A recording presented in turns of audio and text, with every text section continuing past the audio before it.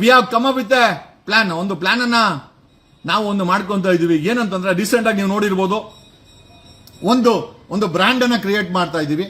What is that brand ಅಂತಂದ್ರೆ ಜನರ ಜೊತೆ ಜಗದೀಶ್ ಅಥವಾ ಜಗ್ಗು, ಜನರ ಜೊತೆ ಜಗ್ಗು ಅಂತ ಒಂದು ಬ್ರ್ಯಾಂಡ್ ಅನ್ನ ಕ್ರಿಯೇಟ್ ಮಾಡಿ and we are creating a momentum and an organisation. ಯಾಕಂದ್ರೆ ಸಾಕಷ್ಟು ಜನ ಅದೇ ರೀತಿ ಮೈಂಡ್ ಸೆಟ್ ಇರೋರು ಸರ್ ಅದನ್ನ ಈ ಒಂದು ಜನರ ಜೊತೆ ಜಗದೀಶ್ ಅಥವಾ ಜನರ ಜೊತೆ ಜಗ್ಗು ಅಥವಾ ಜಗ್ಗು ಜೊತೆ ಜನ ಜೆ ಜೆ ಜೆ ಅನ್ನೋ ಒಂದು ಬ್ರ್ಯಾಂಡ್ ಅನ್ನ ಪ್ರಮೋಟ್ ಮಾಡ್ತಾ ಇದೀವಿ. ಕಾರಣ ಯಾಕೆ ಅಂತಂದ್ರೆ ತಾಲೂಕಲ್ಲೂ ಹಳ್ಳಿ ಯುವಕರು, ಇವತ್ತಿನ ಯುವ ಜನತೆ ರಾಜಕೀಯಕ್ಕೆ ಬರಬೇಕು. ನಾನು ಹೇಳಲ್ಲ IAS ಆಗಿ IPS ಆಗಿ ಲಾಯರ್ ಆಗಿ ಏನೋ ಸರ್ಕಾರಿ ನೌಕರಿಗೆ ಹೋಗಿ ಅಂತ ಹೇಳಲ್ಲ. Why can't you become a politician? It is time ನೀವೆಲ್ಲರೂ ರಾಜಕಾರಣಿಗಳಾಗಬೇಕು. ಆ ಮನಸ್ಥಿತಿನ ಬೆಳೆಸ್ಕೊಳ್ಳಿ.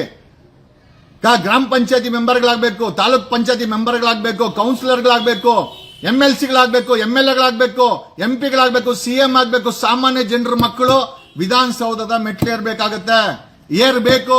JDS ಕಾಂಗ್ರೆಸ್ BJP ನಿಮ್ಗೆ ನಾಮ ಇಕ್ತಾರೆ, ನಿಮ್ಮ ಟ್ಯಾಕ್ಸ್ ಅನ್ನ ನುಂಗಾಕ್ತಾರೆ, ಭ್ರಷ್ಟಾಚಾರ ಮಾಡಿ ಒಬ್ರಿಗೊಬ್ರು ಕಿತ್ತಾಡ್ತಾರೆ. ಯಾರು ಕೂಡ ನ್ಯಾಯ ಕೊಡೋ ಪರಿಸ್ಥಿತಿ ಇಲ್ಲೇ ಇಲ್ಲ.